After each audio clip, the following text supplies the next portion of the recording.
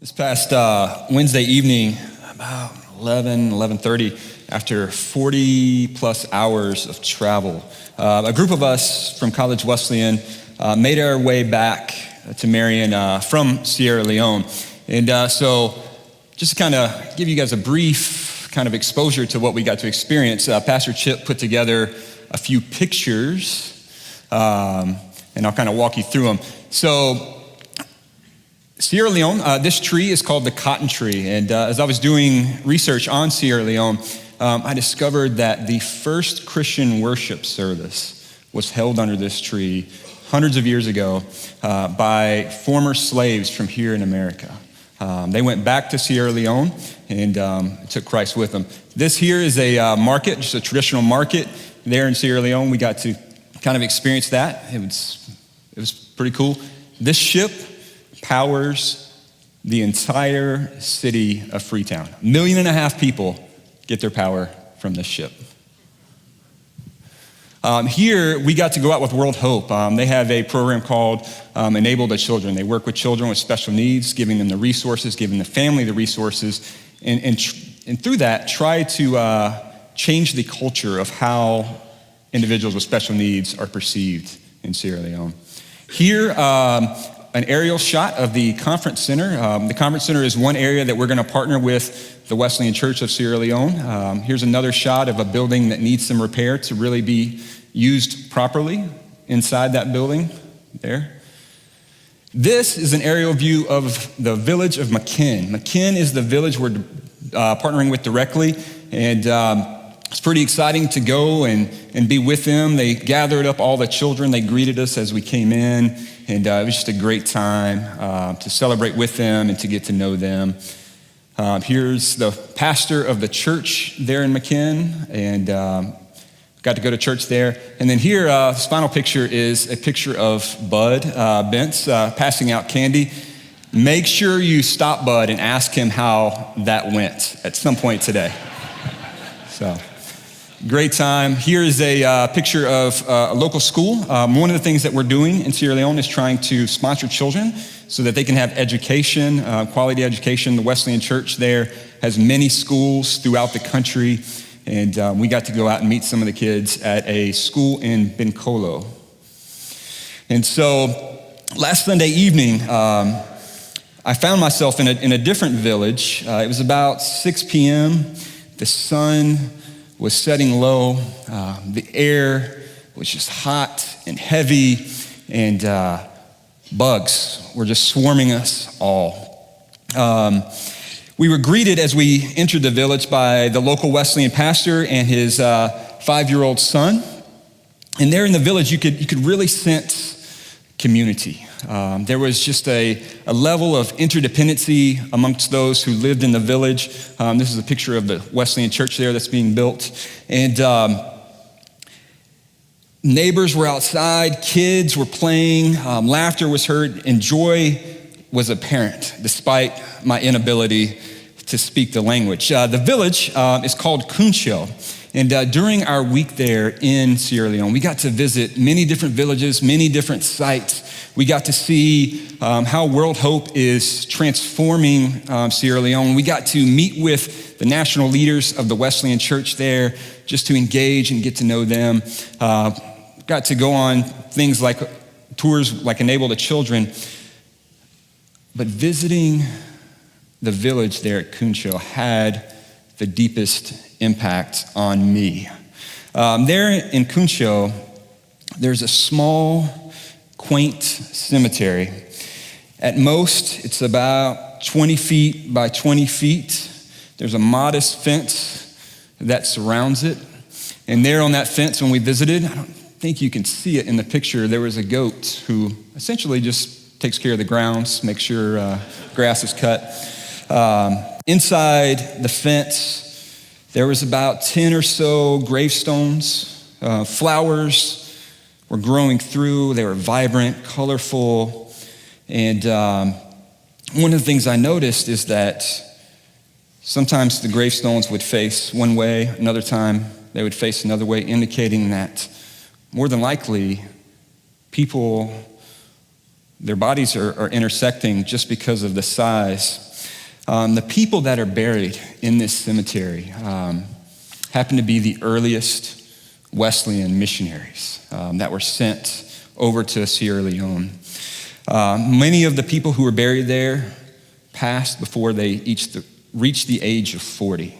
Some died as early as the late 1800s.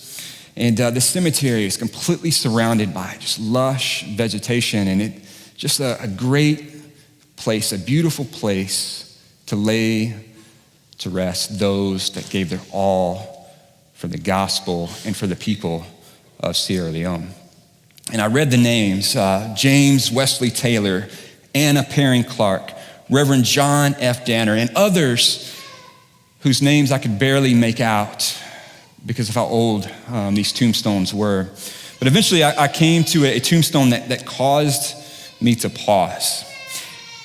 In this particular tombstone, it read, Irvin F. Johnson, died January 8th, 1894, aged 5 years, 4 months, and 4 days.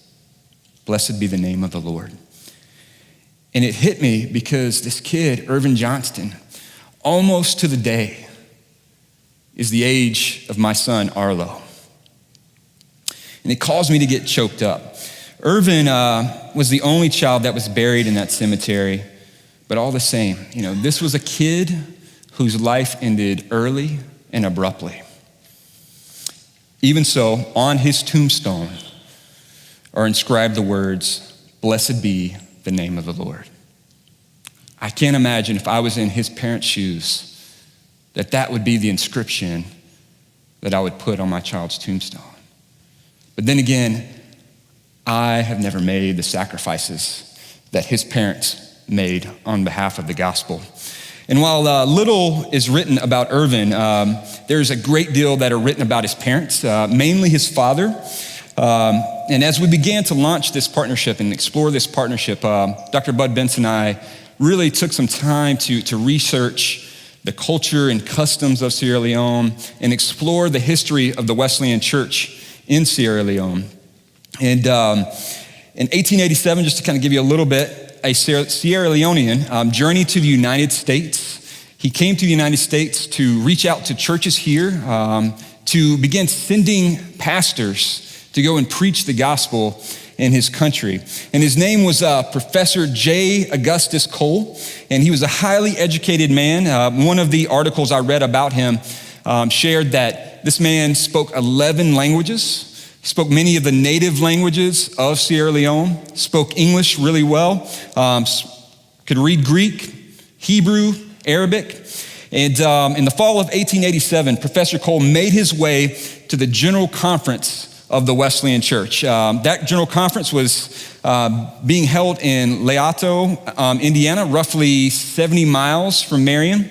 And at the conference, Cole pleaded with the leaders that had gathered there, send pastors to preach the word.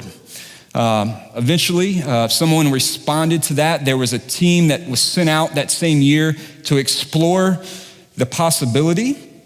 But it wasn't until 1889 that the first missionary family would leave the United States and go and be sent out to proclaim the gospel in Sierra Leone.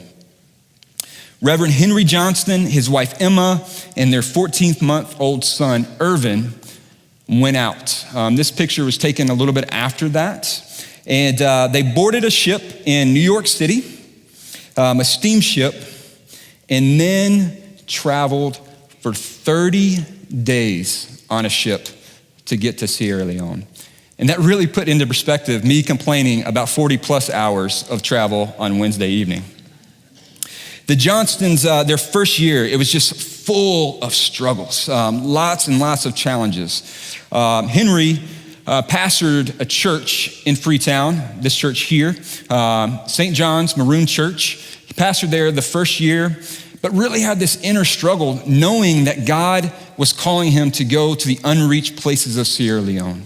But yet he was preaching to people who already knew Christ. During that same year, his wife Emma got really, really sick. And the doctor said the only way that you're gonna live is for you to go back to the United States. So Henry, along with his wife and his child, went back to the United States so that she could recover. And so once he got them settled in, Henry quickly returned to Sierra Leone, made that 30-day journey once again. But when he got back to Sierra Leone, he was like, I'm not going back to the church, because he knew that he had this calling, this need to go and take the gospel to the people who had never heard the name of Jesus Christ. And while he had determination, his path was just littered with obstacle after obstacle. New languages, sickness, traveling were just minor challenges compared to locating a suitable and an accepted place for this mission house that he wanted to build and do ministry out of.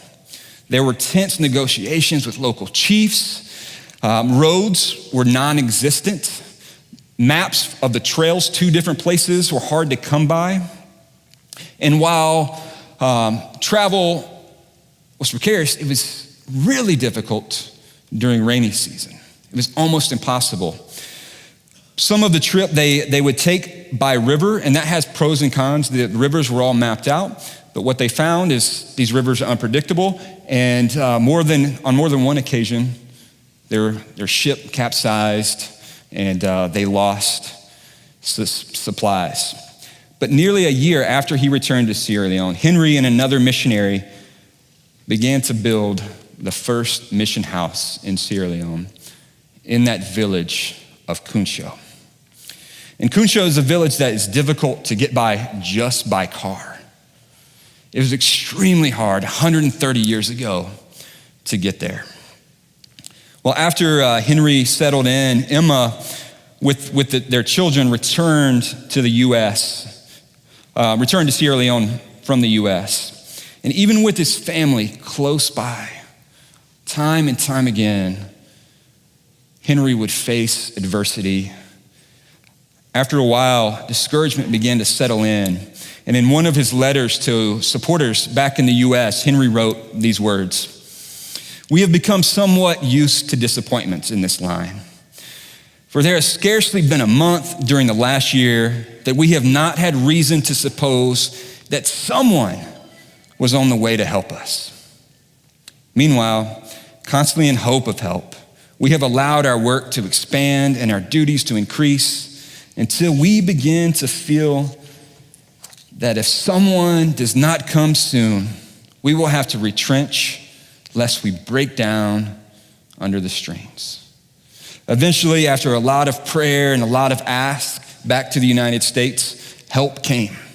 And Henry began to explore other opportunities to plant mission houses in other locations in Sierra Leone. And this required him to do a lot of traveling.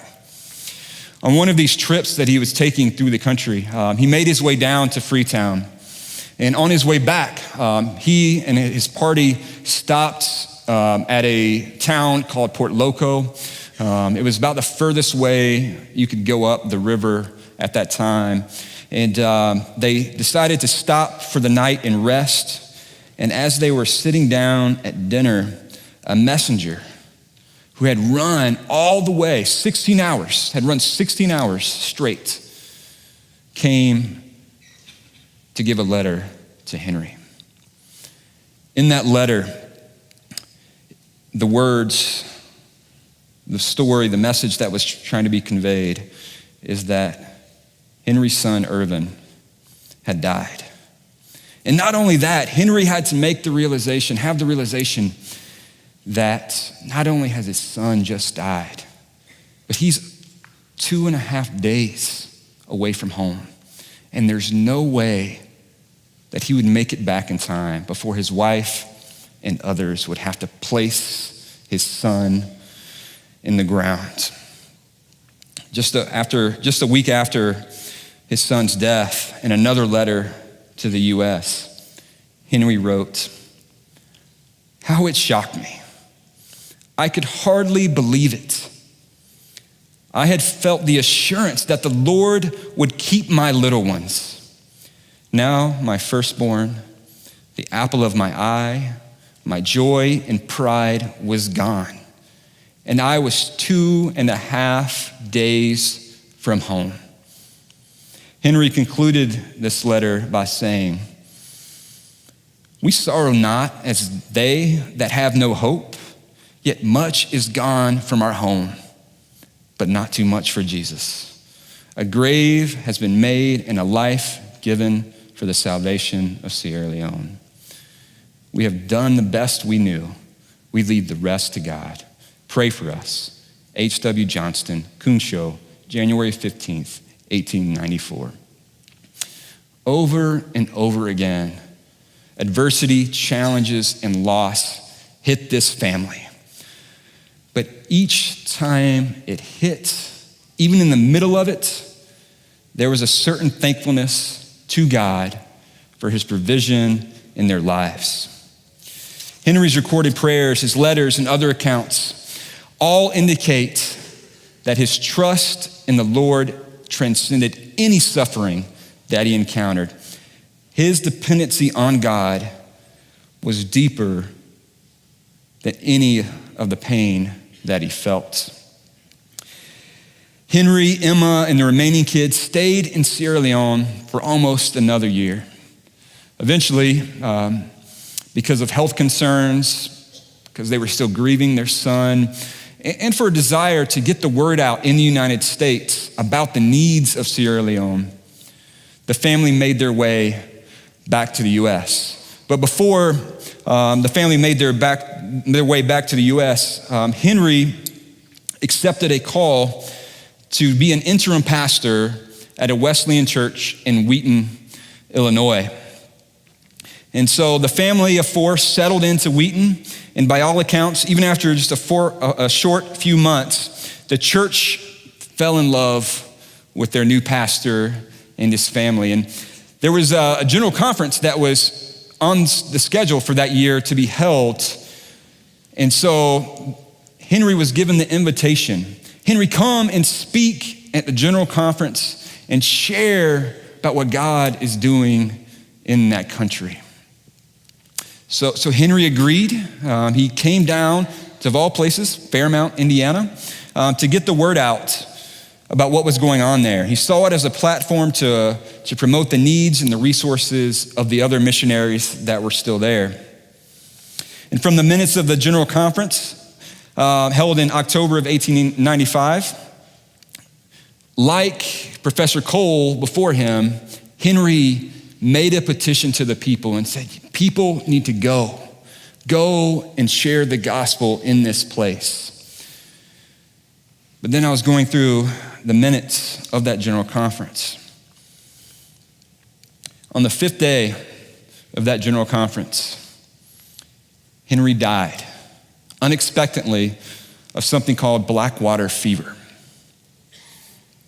It's a typhoid-related disease, but it came off as a surprise to everyone, including his wife, Emma. Emma, shortly after his death, was going through Henry's papers, and she found a prayer that Henry had inscribed or written down just before they left for Sierra Leone that first time. And it reads this: "The Lord being my helper, I do this day consecrate to the Lord and lay upon his altar, not to be mine any longer, only as the Lord wills it.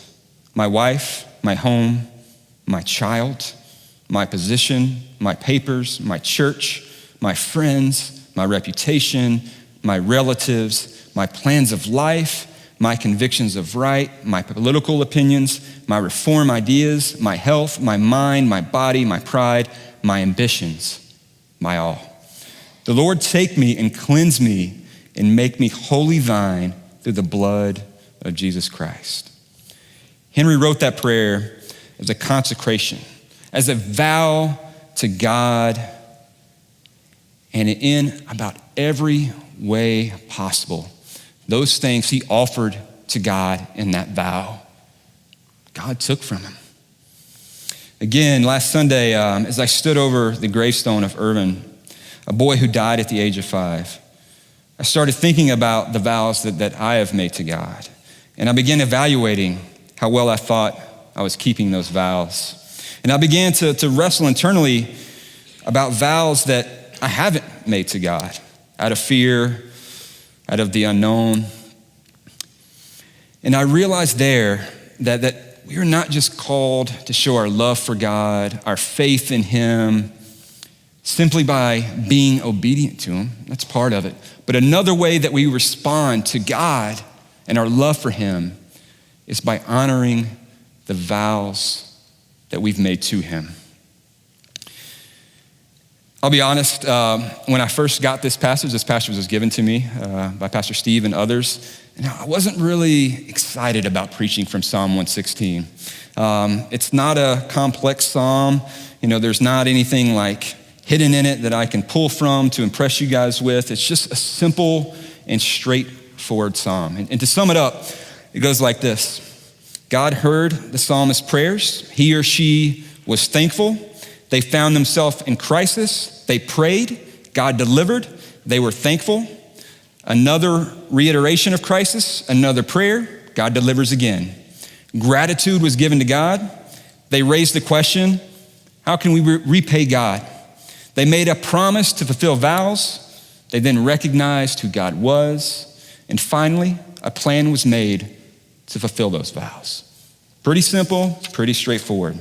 But the more I thought about this passage, I realized that the simplicity of this passage has the potential to mirror our own lives.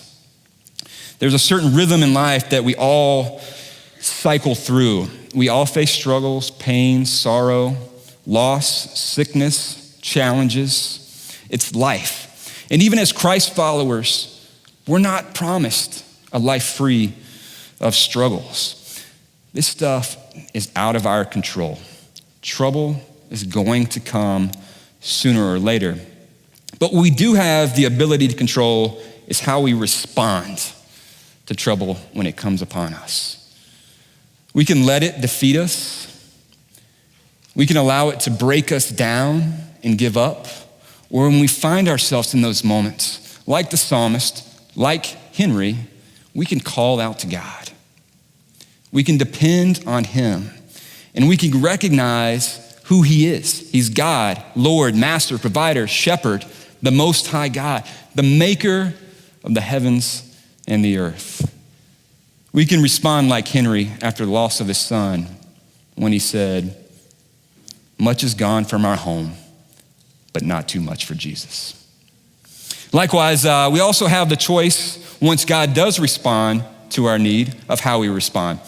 We can go about our lives just kind of, thanks God, I'm gonna do my own thing now.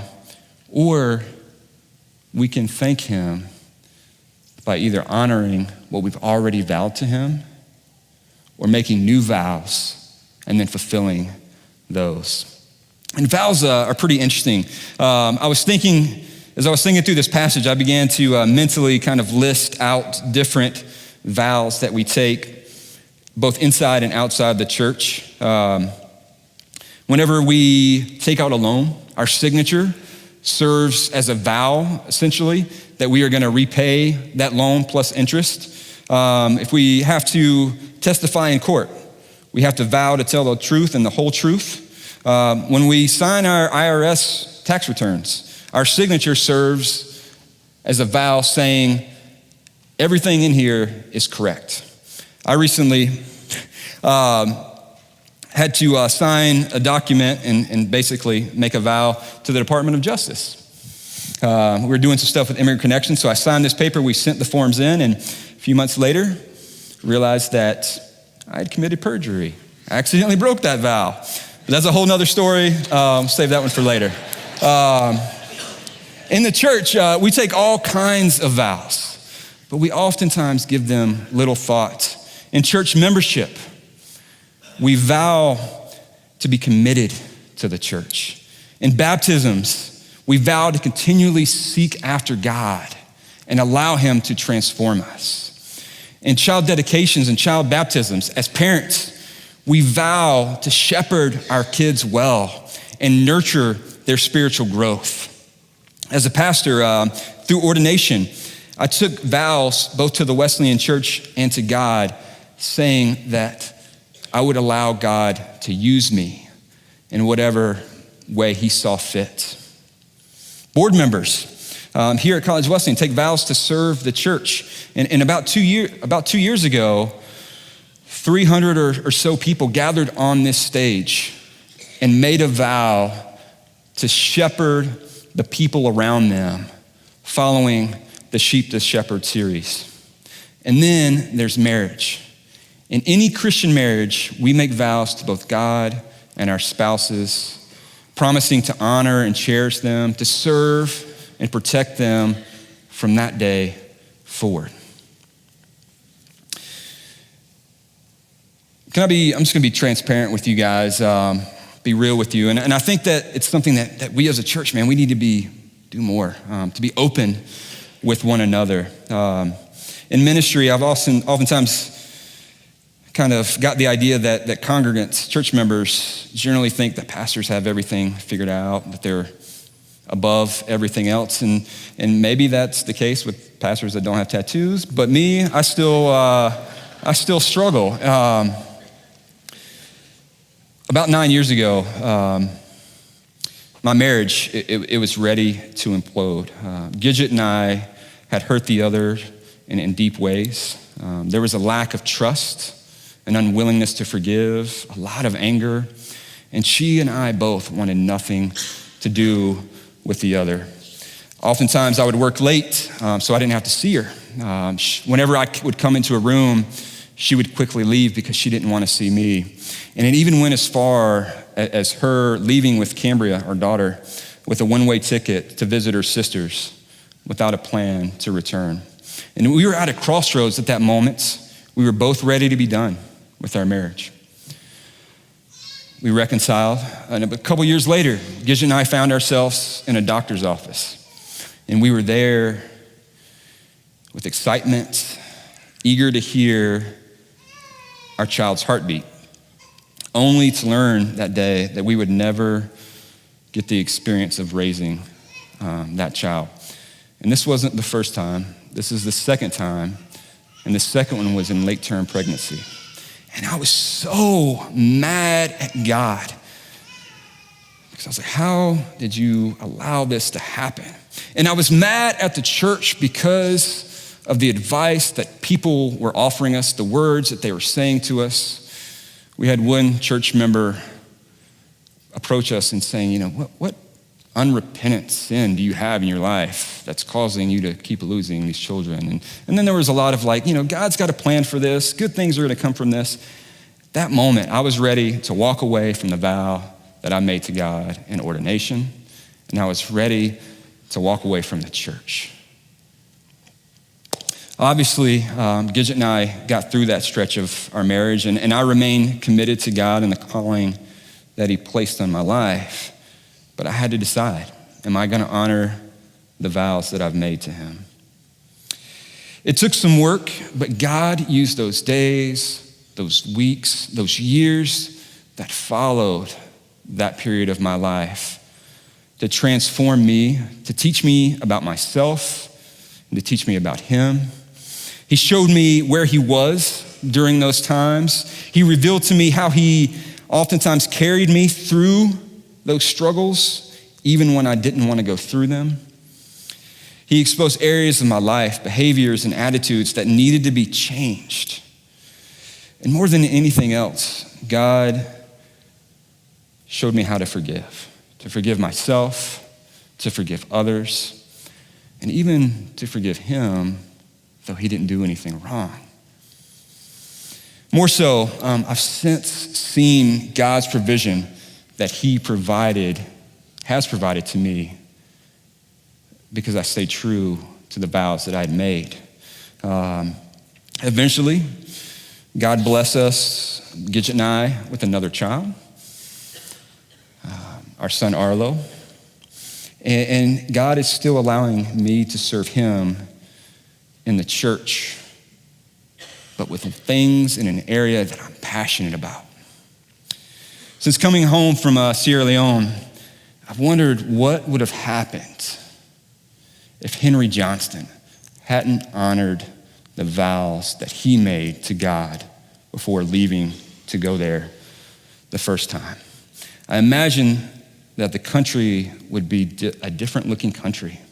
While Henry wasn't the only missionary to be sent out of the Wesleyan Church, he was the first missionary to give his all to God on behalf of the people of Sierra Leone and the gospel of Jesus Christ. Because Henry honored the vows that he made to God, there are now over 275 Wesleyan churches in the country. The Wesleyan Church there is the largest denomination. There are schools that are planted in cities and in rural areas that are providing education to under-resourced children. There is a Wesleyan hospital in northern Sierra Leone that provides health care to thousands upon thousands of people. It is the only source of health care for all of the area.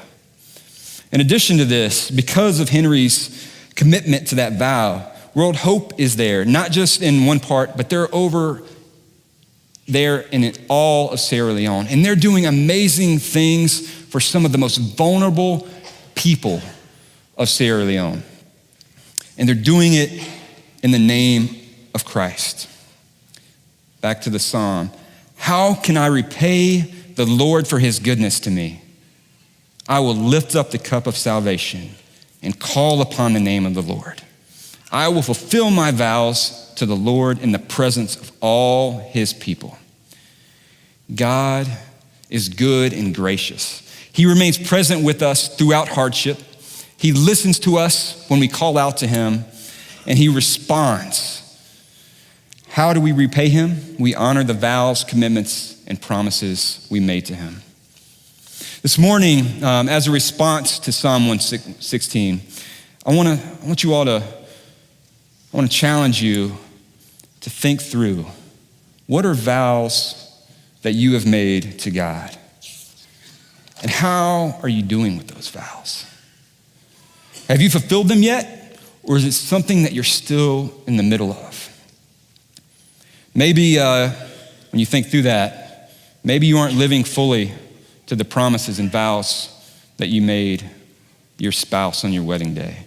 Maybe you could do a little bit better in fulfilling the promise that you made to God when you dedicated or baptized your child. Or maybe you're just frustrated with the church and you're ready to walk away. And I can hear it. It goes a little something like this. Man, we haven't had Steve preach in 5 weeks straight. I'm out of here. Just kidding. Whatever that vow is, how are you responding to it?